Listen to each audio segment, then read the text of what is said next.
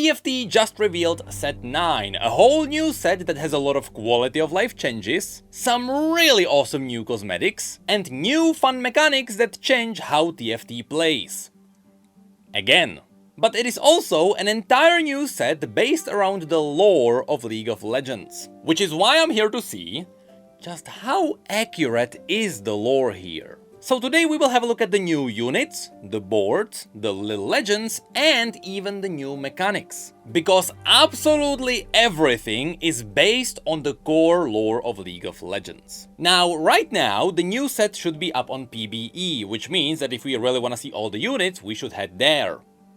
Or we can have a look at Mordog, because Mord has these giant hour-long presentations where he always reveals all the units. So, let's dive in. One of the new mechanics of TFT Set 9 are the portals. There are 3 portals that spawn in the middle of the carousel, and then all players have a chance to vote on which portal everyone is going to enter. And these portals take you to canonical places in Runeterra. And thankfully, Mord gave us all the names for all the portals. Starting with Bandle City, where we have 4 locations. Now, going into Bandle City is like overdosing on puff caps. It's a magically conjured realm of the Yordles, so don't give these places too much weight. For example, there is the Scuttle Puddle, which is an obvious reference to Scuttle Crab. There is Yumi's Zoom Zone, because yes, Yumi is from Bandle City. And then there is the Bandle Cafeteria. I guess they drink coffee there.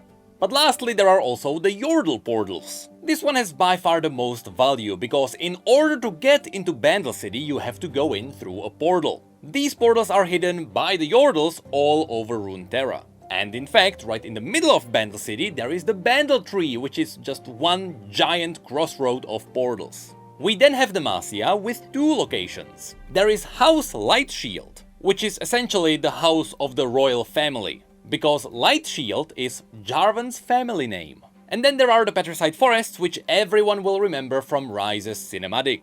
It's the giant grey forest that is all around Demacia. Then we have 2 locations for the Freljord. Hearth Home is the mountain that served as Ornn's home. At least before Volibear stormed in, the 2 fought and the entire mountain toppled. After which it is theorized that the mountain was later renamed to Winterspike. Also, Hearth Home would be the home to the Hearthbound, who are worshippers of Ornn. But then there is also Ornn's Forge, which technically could be the exact same place. But for now, let's just separate these 2 places and let's just say that Ornn moved his forge elsewhere. We then have Ionia with 3 new locations. First of all, there is the Dreaming Pool. You may remember this place from Syndra's story, because this is a magical pool that can make people fall asleep. So, it was also used as Syndra's prison, because as long as she was inside the pool, she would be asleep and she would not be threatening anyone. At least until the moment some Vastayan spies freed her. Also, this location takes place around Phalor. And then there is the God Willow's Grove. It's the grove where the God Willow used to stand, which was a giant magical tree that was essentially the heart of Ionia. Until the Freljordian warlord Ivern traveled here and cut down the tree and then became Ivern. And the last location is the Placidium Library, which is an obvious reference to the capital city of Ionia called the Placidium of Navori.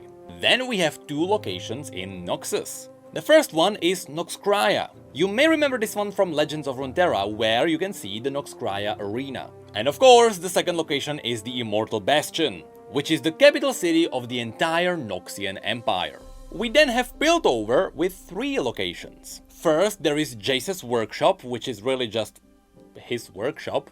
Then there is the university. You also may remember this place from Legends of Runeterra, because that's the place where you have the giant Heimerdinger statue in front of it. But then there is also the Stillwater Hold. This is the prison located in the middle of the sea. It should be right next to the Sun Gates. And you may remember this one from Arcane. This is the prison where Vi was imprisoned. Next up we have the Shadow Isles with 2 locations. First there is Thresh's Sanctum. You may have seen this place in the Ruined King game. And Yorick's Graveyard, which is most likely a reference to the latest story about Yorick, which came from Riot Forge. Then there is Shurima with 3 locations. We have Warlord's Palace, which is most likely a reference to Akshan raiding the Warlord's Palace in Shurima. Then there are the Shifting Sands, which I assume is a reference to Azir and his ability to remake the Empire using the sands. And then there is the Shuriman Bazaar, which really can be anything from the tiny markets where Rumble was buying trash, to Marrowmark, a giant market in the middle of a giant skeleton.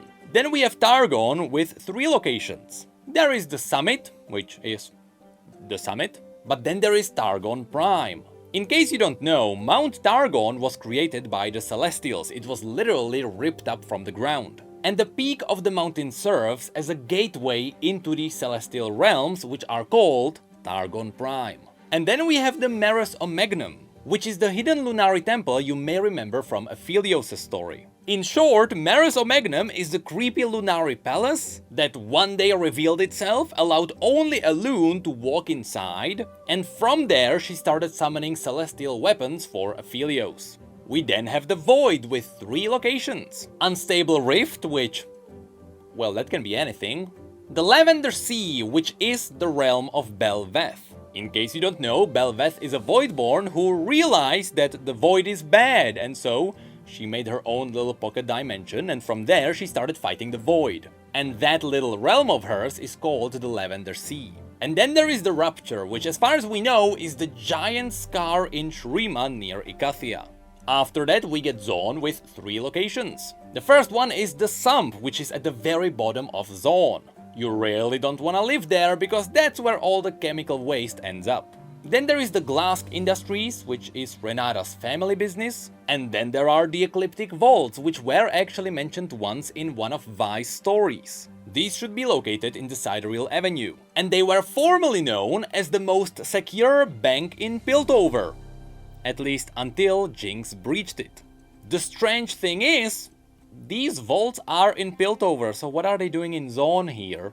Anyway, these should be all the locations, so I have to say, pretty good job, Riot. Just the last one should be renamed. If you really want a gold generating place in Zaun, you should rename this to the Promenade, because that's where all the fancy Zaunites are. Anyway, that's it for the locations, so now let's have a look at the origins. First of all, we have the Demacians, where we have Kayle, Poppy, Galio, Garen, Sona, Jarvan and Lux. All of these are absolutely Demacians. But maybe Kayle stands out a bit because she is a 1-cost, even though the Demacians rarely see her as a god. It would be cooler if they got Xin Zhao instead of her.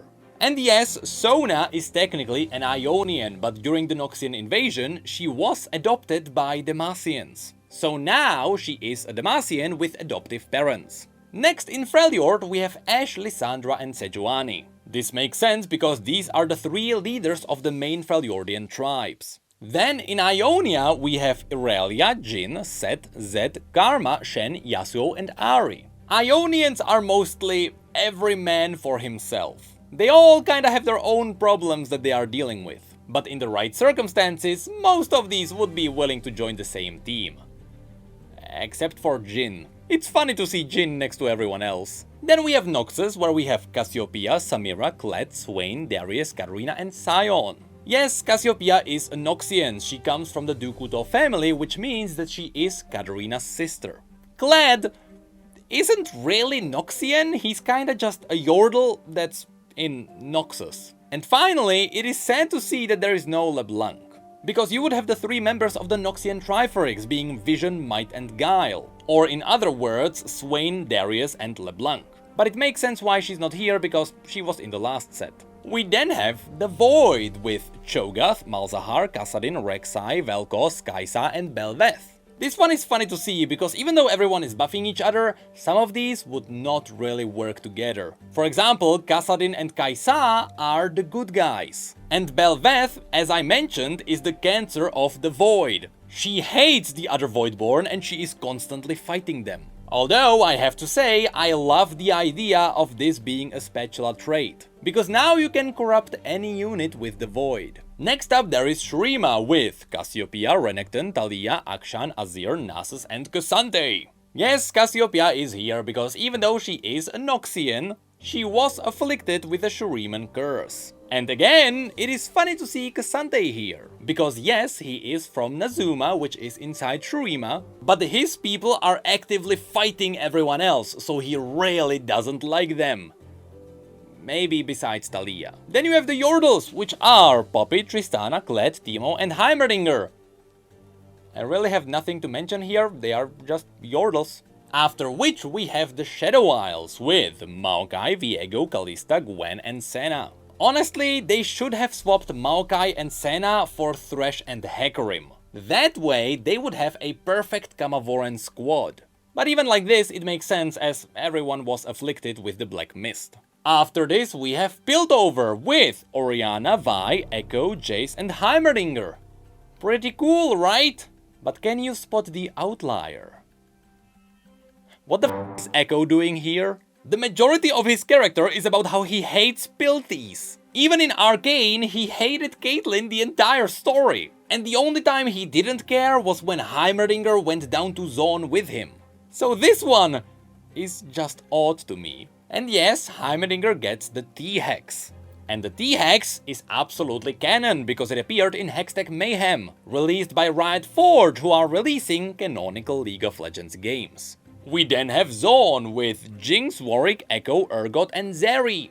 All of these are Zaunites, so all of these make sense, although it would be cool to see Singed next to Warwick. After that we have Targon with Soraka, Taric, and Aphelios. They are all technically Targonians, but it's not the most iconic squad. But it makes sense why they are here, it's because Diana is in nearly every TFT set, and Leona and Pantheon were in the last set. With that said, even though for a time Soraka was around Bilgewater, you would know that if you read the Ruination novel, she is technically a Celestial, so she absolutely makes sense here. And yes, Taric is a Demacian who ascended on Mount Targon. And Aphelios is simply a local Targonian. But that's it for the origins, so now we only have two more standalone units. There is Aatrox, who is simply a Darkin, and then we have Ryze, who doesn't belong into any region, which is why he is a Wanderer. Even though by pure technicality he should actually belong to Blessed Isles. But now, the last thing we can talk about are the cosmetics. Besides the Raptors, which are really cool, we are also getting the Poros, which do have some canonical chromas. Such as the Demacian, the Voidborn, one that could represent Ionia, and also the classic Freljordian. But then there is also this one, which a lot of people kept telling me that it's a Noxian. Which I strongly doubt, because if you believe that this is a reference to Sion, just know that Sion is fueled with blood magic, not fire. So if anything, this would actually be closer to Ornn. There is also the new little legend called Katsai, which is a Voidborn. But this one also has a Darkin version, which could be a reference to Naafiri. And also a Petricide version, which is definitely a reference to all the Durant constructs. But from some of the teasers, you might have also noticed some of the boards. Such as the Demacian one, which has an icy edge because it is on the borders with the Freljord. Then there is the Shuriman one, which is getting corrupted by the Void, which is very cool. But there is also the Noxian Reckoning Arena, which you may remember from the cinematics. This one simply looks very cool. With the Mythic one being an Ionian board, which thankfully I don't have to swipe because I still have the Spirit Blossom board and those are very similar. But that should be it for all the lore references. Overall, this set looks really awesome. Not just on the gameplay side, but they also did their research. And they really nailed the fantasy of the Runeterra universe in this set. It all simply fits. Except for Echo. I don't know what happened there.